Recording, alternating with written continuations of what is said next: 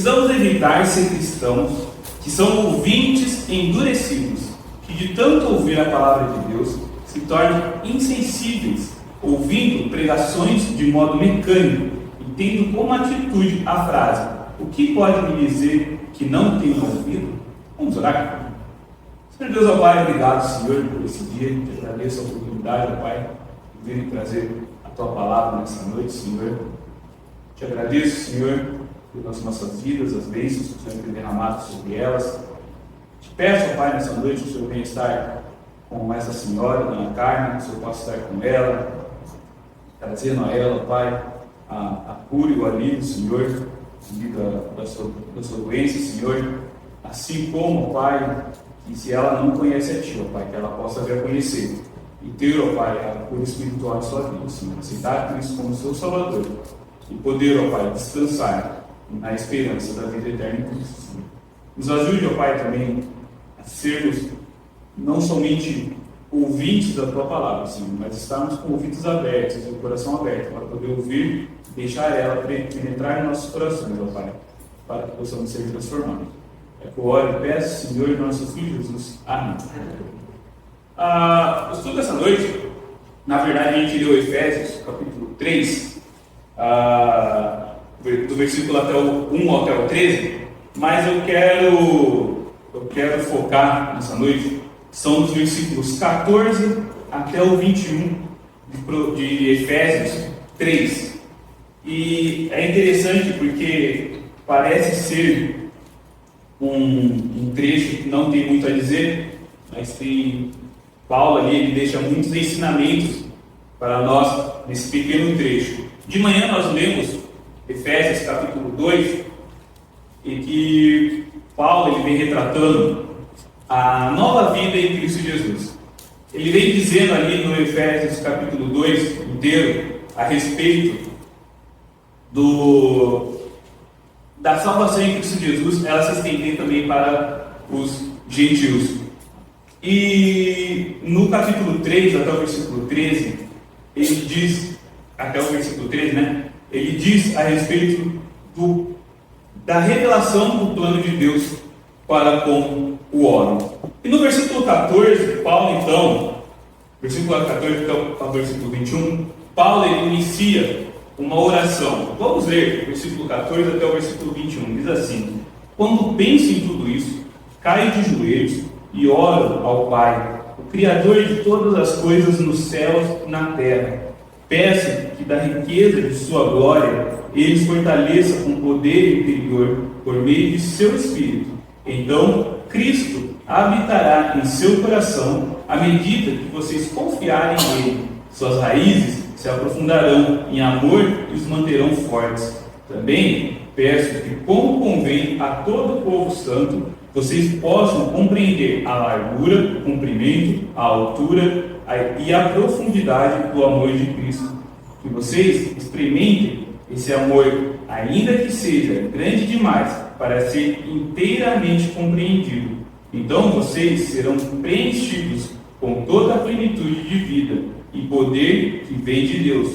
Toda a glória seja a Deus e por seu grandioso poder que atua em nós é capaz de realizar infinitamente mais do que poderíamos pedir ou imaginar. A Ele seja a glória na Igreja e em Cristo Jesus por todas as gerações, para todos sempre. Amém.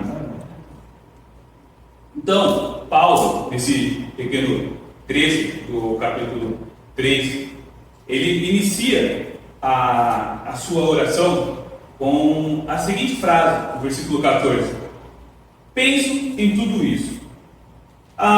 Interessante ele começar assim, porque no capítulo 3 ele inicia da mesma maneira. Ele inicia falando: quando penso em tudo isso.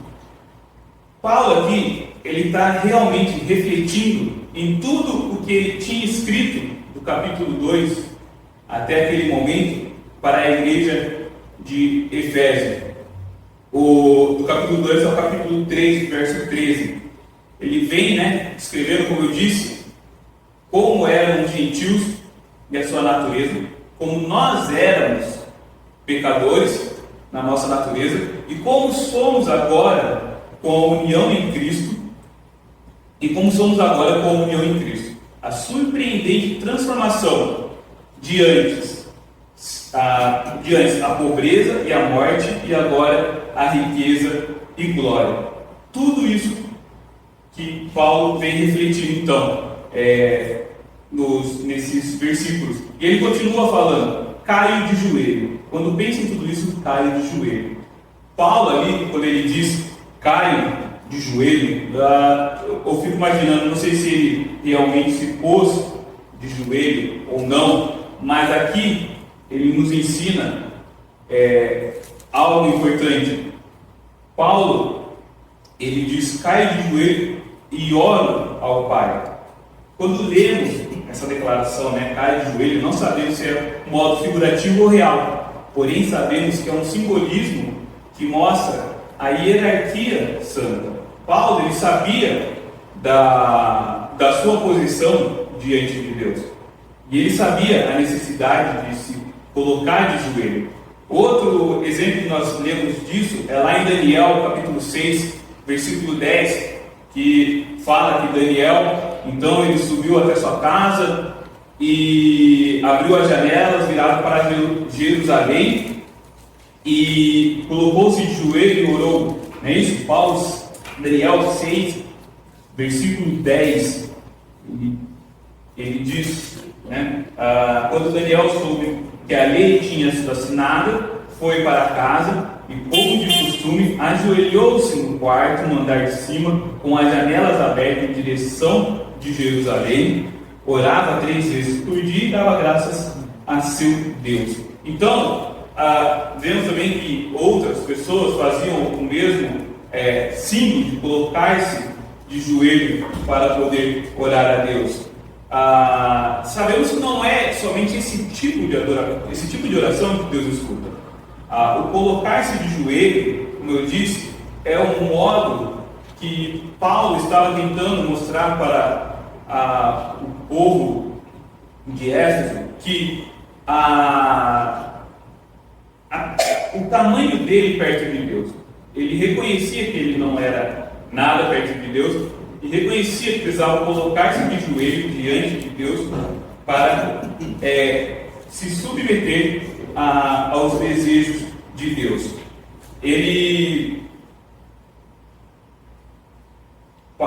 Paulo deixa claro que não somos nada perto de Deus. O profeta Isaías, ele falou também isso, que nós não somos nada. Isaías 40, versículo 12 até o versículo 23, ele fala isso também. Ele deixa claro isso. Isaías 40, versículo 12 ao 23, ele fala assim: quem mais segurou os oceanos nas mãos? Quem mediu os oceanos com os dedos? Quem mais sabe o peso da terra? Ou pesou na balança os montes e as colinas? Quem pode orientar o Espírito do Senhor? Quem sabe o suficiente para aconselhá-lo ou instruí-lo? Acaso o Senhor já precisou do conselho de alguém? Necessita que o instruam a respeito do que é bom? Alguém lhe ensinou o que é certo ou lhe mostrou o caminho da sabedoria? Não, pois todas as nações do mundo não passam de uma gota num balde. Não são nada mais que pó sobre a balança. Ele levanta toda a terra como se fosse um grão de areia. Nem toda a madeira nos bosques do Líbano, nem todos os animais seriam suficientes para um holocausto digno de nosso Deus. As nações do mundo não têm valor para ele. Aos seus olhos valem menos que nada, são apenas vazios. A quem vocês podem comparar Deus? Que imagem usarão para, creio eu, os pais devem seguir para poder criar e educar os seus filhos, né? Então, nesse pequeno trecho do verso 15, quando ele diz que em todas as famílias nos céus e na terra recebem o nome, nós podemos pensar nesses 3 significados. O primeiro, que todos os remidos olham para Deus como cabeça da família. Deus é o cabeça da família, que Deus criou todos os seres, então Ele é o Pai de todos, né? E também Deus é um exemplo de paternidade. No verso 16, Paulo ele continua a sua oração da seguinte modo: peço que da riqueza de sua glória ele os fortaleça com poder interior por meio de seu Espírito. Paulo ele faz um pedido aqui nesse ponto um tanto vasto, né? Porque ele diz da riqueza de sua glória. Ele pede para que os salvos sejam fortalecidos espiritualmente, Mas até que ponto Paulo está pedindo, né? Que ele fortaleça os salvos com a mesma abundância segundo a riqueza de sua glória, não segundo a pequenez de nosso coração. Paulo pede o fortalecimento segundo a glória de Deus, não segundo o desejo do nosso coração. Paulo reconhece o tamanho de Deus e sabe que não há pedidos extraordinários para Deus. Lucas 1:37, ele vai falar isso também. Lucas capítulo 1, verso 37, ele vai declarar: pois nada é impossível para Deus. Então Paulo, ele sabe que nada é impossível para Deus. Por isso, quando ele faz o seu pedido, no verso 16 de Efésios, no 3,16, ele pede da riqueza de sua glória. Pois a glória de Deus é infinita, ela não acaba, ela é duradoura, ela dura para todo sempre. Paulo, ele chega agora ao seu pedido específico, né? O fortalecimento. Em vez de Paulo ele seguir uma série de pedidos que muitas vezes nós seguimos em nossas orações, pedidos sem relação entre si, muitas vezes acabam sendo pedidos muitas vezes banais. Paulo ele vai fazendo vários pedidos a Deus, mas de modo progressivo, cada pedido formando uma base para o seu próximo pedido na oração. Então, primeiro ele pede o fortalecimento segundo a riqueza da glória de Deus, para o fortalecimento com o poder interior por meio do seu Espírito. A bênção que Paulo ele busca, né, o pedido que ele faz, para que o poder interior seja por meio do Espírito Santo. Não é um poder que Paulo pede para poder realizar milagres, para fazer a amostra para outras pessoas. Pelo contrário, Paulo, quando ele pede o fortalecimento, para ser fortalecido com o poder interior por meio do seu Espírito, ele pede para ser fortalecido na caminhada cristã do crente. Ele pede para que a glória de Deus fortaleça o nosso espírito, para que possamos prosseguir na caminhada cristã, para que sejamos crentes maduros, estáveis e inteligentes. E esse poder só pode vir do Espírito Santo que habita em nós. Porém, ele só pode ser fortalecido para aquelas pessoas que se alimentam da palavra de Deus e usufruem do direito da oração, de chegar até Deus e conversar diretamente com Ele, sendo ativos no serviço do Senhor diariamente. Esse poder se manifesta no homem interior, na parte espiritual de nossa natureza. É o homem interior que se deleita na lei do Senhor. Alguém lê para mim Romanos 7:22, por favor.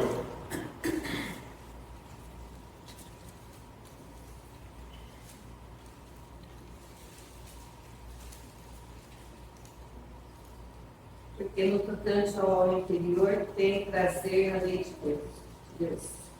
Então, o homem interior, o espírito, Quando nós, crentes, aceitamos a Cristo, o Espírito de Deus, ele habita em nós. Então, o homem interior, ele tem prazer, ele se deleita na lei do Senhor. Mas, uma vez, foi dado exemplo na escola dominical a respeito que quando nós aceitamos, uma analogia, né? Quando nós aceitamos a Cristo, é como se o Espírito Santo de Deus viesse habitar em nós, como se acendesse uma pequena lamparina. E quanto mais nós buscamos a Deus, mais essa lamparina vai ficando mais forte. Então, o homem interior, como Romanos 7,22 declara, ele se deleita nos prazeres de Deus. Ele é renovado dia a dia, enquanto o homem exterior, nós nesse corpo, nos corrompemos. Alguém lê Romanos, 2 Coríntios 4,16, por favor.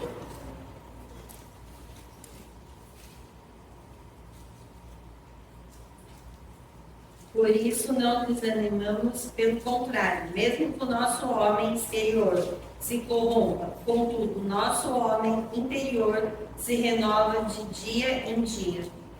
Então, o nosso homem interior se renova, mesmo que o nosso homem exterior se corrompa, caia em pecado, né?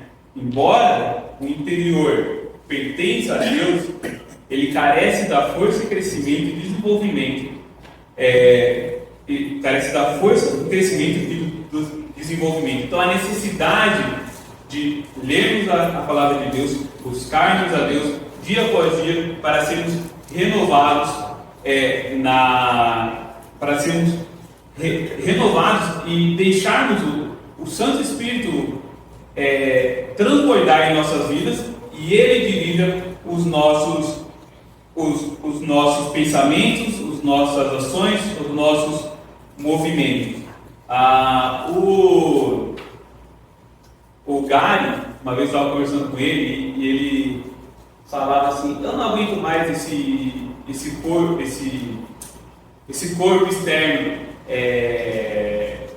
A gente está falando a respeito do homem, dele cair no pecado e tal. Ele falou: eu não aguento mais esse corpo externo. Quero ser levado aos céus para ter o corpo transformado, para nunca mais cair em pecado, ter o corpo transformado. Alguma coisa assim do tipo. E é exatamente isso. Nós, enquanto estivermos nesse mundo, precisamos renovar as nossas forças. Fazemos isso buscando a presença de Deus. E buscamos a presença de Deus lendo a sua palavra e orando a Deus todos os dias. Versículo 17, ele continua, né? O segundo pedido de Paulo que ele faz é que Cristo habite no nosso coração pela fé. Né? Ele fala: então Cristo habitará em seu coração à medida que vocês confiarem nele. Suas raízes se aprofundarão em amor e os manterão fortes. Nós sabemos que quando nós aceitamos a Cristo, Cristo já habita em nosso coração, né? No momento da nossa conversão. João 14:23 e Apocalipse 3:20 fala isso para nós, né? João 14:23, ele diz o seguinte: Jesus respondeu: quem me ama faz o que eu ordeno, meu Pai o amará, e nós viremos para morar nele. E Apocalipse 3:20, ele vai declarar que Cristo ele já habita em nós quando o aceitamos. Apocalipse 3, versículo 20: preste atenção, estou à porta e bato. Se você ouvir minha voz e abrir a porta, entrarei e juntos faremos uma refeição como amigos. Então, no momento de nossa conversão, Deus já habita em nós, né? Porém, não é esse o assunto, não é a conversão que Paulo está tratando aqui nos versos 14 até o 21. Ele trata de Cristo habitar no crente, mas no sentido de o Espírito Santo se sentir à vontade em casa para poder transformar e mudar as coisas de lugar. Cristo já reside permanentemente em todos os convertidos, né? Porém, quando Paulo está declarando isso no verso 17, ele está dizendo, ele está pedindo para que tenha livre acesso, né, em todos os cantos do nosso ser, para que tudo o que fazemos, o que assistimos, o que lemos, o que falamos, aonde gastamos o nosso dinheiro, o tempo que gastamos, todos os aspectos do nosso comportamento e da nossa vida sejam controlados por Deus. É isso que Paulo está declarando no verso 17, né? Então Deus habitará em seu coração. Quando nós pedimos o fortalecimento, quando nós pedimos o fortalecimento, né, de Cristo em nossas vidas, e buscamos a sua palavra, Deus habitará em nosso coração e transformará todas essas coisas. Quanto mais somos fortalecidos no Espírito Santo, mais nos tornamos semelhantes a Cristo.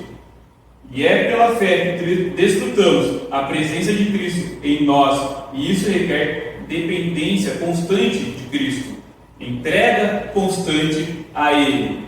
Então precisamos nos entregar diariamente a Cristo, buscar a Ele todos os dias. Verso 18: também peço que, como convém a todo o povo santo, vocês possam compreender a largura, o comprimento, a altura e a profundidade do amor de Cristo. Interessante que, quando Paulo menciona o tema da compreensão do amor de Cristo, ele fala a respeito ele coloca dimensões, né? Altura, comprimento, largura, profundidade. Creio que Paulo queria demonstrar que o amor de Cristo, ele é vasto, ele é grande, ele é imenso, né? E Paulo usa essas palavras para poder demonstrar isso. Então, quando Paulo fala, também peço que no verso 18, né, a respeito da altura, comprimento, creio eu que Paulo poderia estar pensando também de duas maneiras aqui, quando ele usa essas palavras. Podemos pensar do seguinte modo: a largura, né, do amor de Cristo, sendo o amor pelo mundo. João 3,16 diz que Deus amou o mundo de tal maneira que deu o seu Filho unigênito para que todo aquele que nele crê não pereça, mas tenha vida eterna.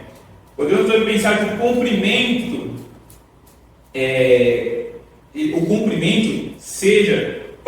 o comprimento do amor de Cristo seja para todos sempre. 1 Coríntios 13, versículo 8, ele vai dizer o seguinte: 1 Coríntios 13, 8: um dia profecia, línguas e conhecimento desaparecerão e cessarão, mas o amor durará para sempre. O amor, ele dura para todo sempre. Então, pensando numa linha do tempo, o comprimento, ele dura para sempre. Para sempre. A altura, sendo aos céus. 1 João 3, 1 e 1 João 3, 1. Vamos ler lá. Desde que grande amor nos tem concedido o Pai, a ponto de sermos chamados filhos de Deus. E de fato somos filhos de Deus. Por essa razão o mundo não nos conhece, porquanto não conheceu a Ele. Lê o 2 também, por favor. Amados, agora somos filhos de Deus, e ainda não se manifestou o que haveremos de ser. Sabemos que quando Ele se manifestar, seremos semelhantes a Ele, que haveremos de vê-lo como Ele é. O comprimento se estende, a largura, né? A altura, então, ela é o amor de Deus ele não tem limites, né? A largura refere-se à largura da graça de Deus que salva os judeus e gentios. Perdão, irmãos. A profundidade sendo o amor de Deus até a morte de cruz. Filipenses 2:8, ele diz que se entregou de morte e morte de cruz. Filipenses 2:8, humilhou-se e foi obediente até a morte e morte de cruz. Então a profundidade sendo o amor até a morte. Esse é um pensamento que nós podemos ter. Também podemos pensar de outra maneira, quando Paulo ele fala a respeito das dimensões do amor de Cristo. Como lemos de manhã o Efésios 2, na leitura de manhã, e o Efésios 3, Paulo ele pode estar se referindo às dimensões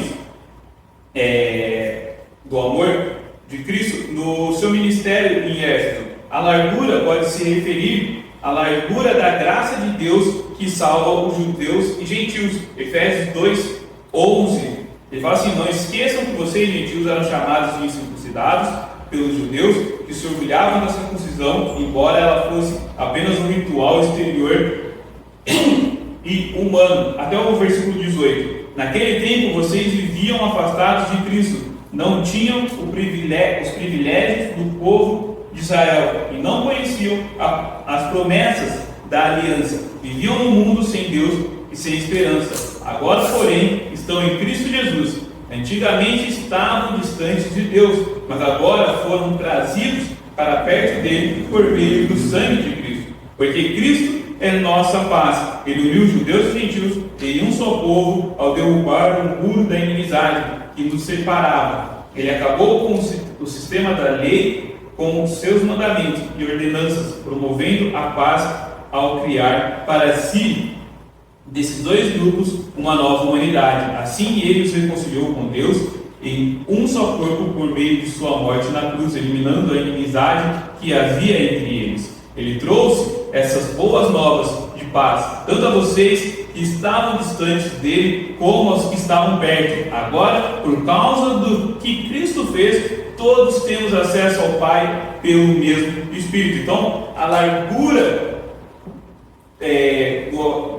da graça de Deus para salvar os judeus e os gentios. O comprimento se estende de eternidade a eternidade. No passado, os crentes foram escolhidos por Cristo antes da fundação do mundo. O Efésios capítulo 1, versículo 4, Paulo vai falar isso: mesmo antes de criar o mundo, Deus nos amou e nos escolheu em Cristo para sermos santos e sem culpa diante dele. E no futuro, onde haverá Cristo Jesus, onde haverá em Cristo Jesus uma revelação contínua da graça e bondade conosco através de Cristo Jesus. Efésios 2:7. Portanto, nas eras futuras, Deus poderá apontar-nos como exemplos da riqueza insuperável de sua graça revelada na bondade que Ele demonstrou por nós em Cristo Jesus. A profundidade. Estávamos atolados num abismo de pecado e Jesus nos resgatou e morreu em nosso lugar. O capítulo 2, versículo 1 a 3, Paulo vai dizer isso, que éramos mortos por causa que estávamos mortos por causa da nossa desobediência e de nossos muitos pecados. E a altura, ele nos mostra que não somente seremos ressuscitados por Cristo, mas também entronizados nos lugares celestiais para compartilhar a glória de Deus. Efésios 2:6, ele vai falar isso: pois Ele nos ressuscitou com Cristo e nos fez sentar com Ele nos domínios celestiais, porque agora estamos em Cristo Jesus. Então, Paulo, com certeza, quando ele estava escrevendo para a igreja de Éfeso, quando ele declara o comprimento, a largura do amor de Cristo, provavelmente ele deve ter pensado nessas duas maneiras. na grandiosidade do amor de Cristo para conosco, para nos salvar. Versículo 19, ele diz assim: que vocês experimentem esse amor, ainda que seja grande demais para ser inteiramente compreendido. Então vocês serão preenchidos com toda a plenitude de vida e poder que vem de Deus. Ele continua pedindo para que possamos experimentar o amor de Cristo, para assim sermos preenchidos com toda a plenitude de vida e poder que vem de Deus. Esse é o clímax, né? O ponto mais alto da oração de Paulo, né? Que Paulo deixou registrado. Ele pede para que sejamos tomados por toda a plenitude de Deus. Toda a plenitude da divindade reside no Senhor Jesus. Colossenses 2:9. Alguém lê para a gente, por favor? Colossenses 2, versículo 9.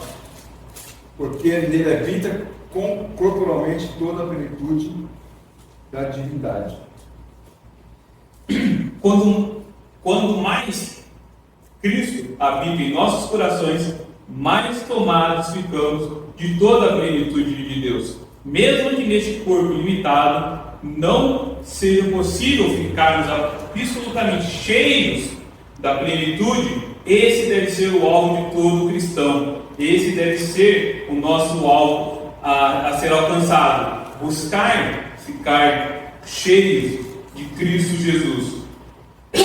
Paulo, então, ele finaliza a sua oração nos versículos 20 e 21. Toda a glória seja a Deus, que por seu grandioso poder que atua em nós, é capaz de realizar infinitamente mais do que poderíamos pedir ou imaginar. A Ele seja a glória na Igreja e em Cristo Jesus, por todas as gerações, para todos sempre.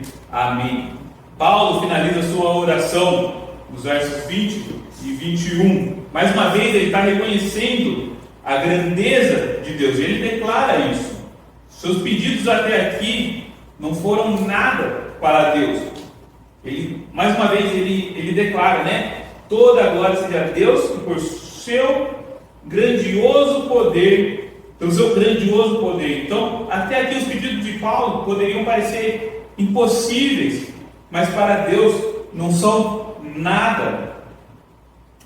E porque ele declara que o nosso Deus é poderoso para realizar infinitamente mais do que pedimos ou pensamos. A amplitude da sua capacidade é vista na maneira que Paulo usa as palavras para descrever as bênçãos extraordinárias, né? Paulo ele declara que Deus é poderoso para fazer infinitamente mais do que pensamos, do que pedimos ou pensamos, poderoso para fazer mais do que tudo que pedimos ou pensamos,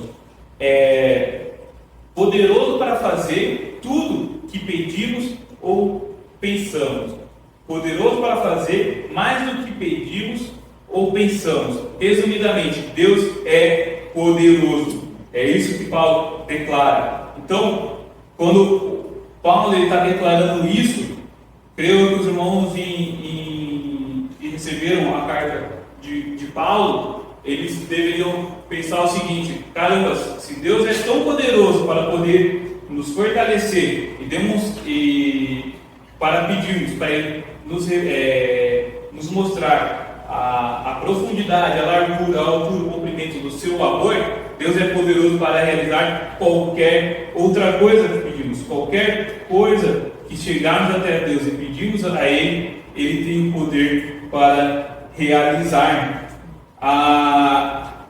Lógico, Deus ouve todas as orações, mas a oração do incrédulo, Deus só ouve a sua oração para entregar a vida a Cristo, né?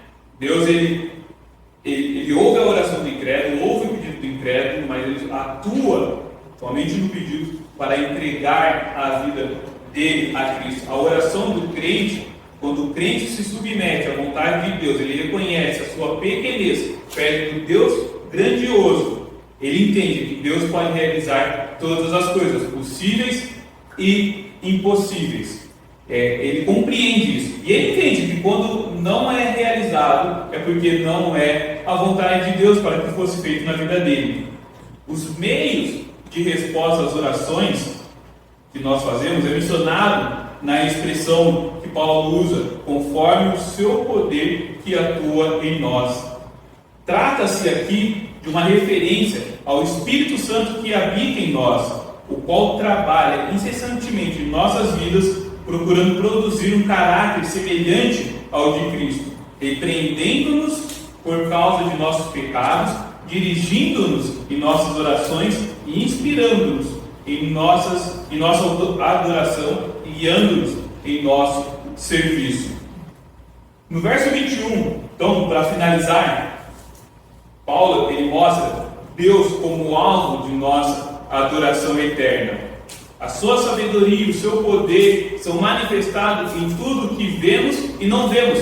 O salmista declara isso lá em Salmo 148, né? Quando ele fala: louvem a Deus o céu, as estrelas, os animais, o vento, tudo louve a Deus. E no mês passado, quando o pastor trouxe a mensagem de Salmos, capítulo 8, que falava também a respeito de nós olharmos para a obra de Cristo, né? E contemplar a obra de Cristo. E o Salmo 143 complementa isso, falando: os céus, as alturas, os anjos, os exércitos celestiais, as estrelas, as criaturas, tudo louve a Deus. Porém, também existe um outro grupo, o grupo que dará glória eterna a Deus, que é a igreja. A igreja, ela dará glória a Deus e dá glória a Deus, né? A duração do louvor e glória a Deus é para todas as gerações e para todo o sempre. Ouvindo esse pedido que Paulo faz em Efésios, capítulo 3, versículo 14 ao 21, ouvindo esse pedido para que haja louvor eterno a Deus na igreja em Cristo Jesus, a resposta que nós podemos dar a esse pedido só poderia ser um amém. Amém, assim seja, Senhor. Que possamos realmente dar esse louvor a Deus, de geração em geração, né? Por todas as gerações e para todos sempre, louvor a Deus. Que desses versos que nós acabamos de ler e de meditar um pouquinho a respeito do que cada um fala, possamos aprender que Deus pode todas as coisas, que nada é pequeno demais para o nosso Deus, que é todo poderoso. Que possamos também compreender o tamanho do amor de Cristo para com nós e ser fortalecidos e experimentar a grandeza da glória de Deus em nossas vidas. Possamos refletir nisso e compreender realmente que para Deus nada do que pedimos é impossível, se assim for da vontade dele. Amém? Para representá-lo, acaso pode ser comparado a um ídolo feito num molde, coberto de ouro e enfeitado com correntes de prata? Quem é pobre demais para ter um ídolo desses pode escolher madeira que não apodrece e o artesão habilidoso para entalhar uma imagem que não tome. Acaso não verão? Não entendem? Estão surdos para as palavras de Deus, palavras que Ele falou antes que o mundo existisse? Será que são tão ignorantes? Até o 23. Deus se senta acima do círculo da terra. Para Ele, as pessoas lá embaixo parecem gafanhotos. Estende os céus como uma cortina e faz com eles sua tenda. Julga os poderosos do mundo e reduz todos eles a nada. Então, Paulo ele reconhece que para Deus ele não é nada. Ele é exatamente tudo. Para Deus, Paulo é exatamente tudo aquilo que o profeta Isaías declarou ali em Isaías 40. Então, por isso, a posição ou o sino de ajoelhar-se, né? Sabemos que alguns têm esse costume, né? Quando chegam numa igreja, em algum lugar, eles se colocam de joelhos no banco e oram. Isso demonstra o respeito, mas é apenas um gesto físico, né? Paulo declara aqui em um sentido espiritual. Ao orarmos, o nosso espírito deve ter essa atitude de se inclinar e humilhar-se perante Deus, reconhecendo a grandeza dele e demonstrando a nossa reverência e humildade. Então Paulo, logo no começo da sua oração, ele já começa a instruir o povo em Éfeso a respeito de como se achegar perante Deus, de modo com reverência e humildade. Deus não é um Deus de bagunça, Ele não é um Deus que aceita as coisas de qualquer modo. Não, Ele é um Deus que Ele quer as coisas bem feitas. Ele quer que nós possamos entender o nosso lugar e orar a Ele, falar com Ele de maneira educada e de maneira reverente. Ele não é igual algumas pessoas falam, o cara lá de cima, o velho gente boa e tudo mais. Não, Ele é um Deus que Ele merece respeito. Ele é um Deus que Ele olha para nós e fala assim: não são nada, somos apenas pó. Continuando, Paulo então, ele continua e agora sim, ele declara, né? Oro ao Pai. E engraçado Paulo usar essa escolha de palavras, né? Oro ao Pai. Por que ao Pai? Né? Qual é o sentido de Paulo chegar e falar assim: ora ao Pai? Às vezes Paulo poderia falar no sentido geral de Deus ser Pai de toda a humanidade, porque Ele é o Criador de todas as coisas. Atos 17, o versículo 28 e 29, ele vai falar a respeito de Deus ser o Criador. Atos 17, 28 e 29. Diz assim: pois nele vivemos, nos movemos e existimos, como disseram alguns de seus próprios poetas, somos descendência dele, e por ser isso verdade, não devemos imaginar Deus como um ídolo de ouro, prata ou pedra, projetado por artesãos. Então, somos descendência de Deus. Deus é o Criador. Também pode ser no sentido mais restrito da palavra de Deus Pai, como Deus sendo Pai somente dos crentes. Gálatas 4, 6 também vai dizer algo a respeito disso. Gálatas, voltar umas páginas para trás, 4, versículo 6, ele vai falar assim: e porque nós somos seus filhos, Deus enviou ao nosso coração o Espírito de seu Filho, e por meio dele clamamos Abba, Pai. E ainda de modo mais restrito, podemos pensar em Deus Pai como sendo o Pai de nosso Senhor Jesus Cristo, que significa que Jesus é igual a Deus Pai. João 5, 18, ele também vai falar a respeito desse tema. João 5, versículo 18, ele vai declarar que Deus e Jesus são um só. João 5, versículo 18. Assim os líderes judeus se empenharam ainda mais em encontrar um modo de matá-lo, pois ele não apenas violava o sábado, mas afirmava que Deus era seu Pai e, portanto, se igualava a Deus. Então, Paulo, ao usar essa escolha de palavras, ele poderia estar pensando em todos esses tipos de atributos a Deus Pai, né? E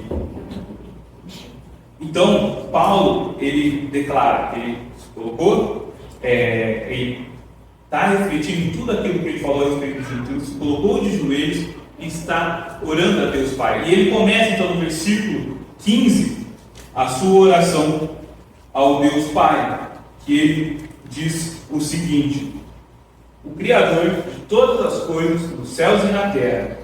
Então, Paulo, ele no verso 15, ele continua exaltando o poder de Deus Pai, quando ele declara que ele é o Criador de todas as coisas nos céus e na terra. Algumas versões, eu não sei quem tem essa versão, diz assim: de quem todas as famílias dos céus e na terra recebem o nome. Alguém tem uma versão que diz assim? A minha lá em casa tem uma outra de estudo que ela diz exatamente isso. Essa daqui ela diz um pouco diferente. Mas o que Paulo quer dizer com isso, né? De quem todas as famílias nos céus e na terra recebem o seu nome. Isso pode significar três coisas, se nós pararmos para pensar. Primeiro, todos os reunidos nos céus e na terra olham para Deus como cabeça da família. Alguém lê para mim Colossenses 1,18, por favor.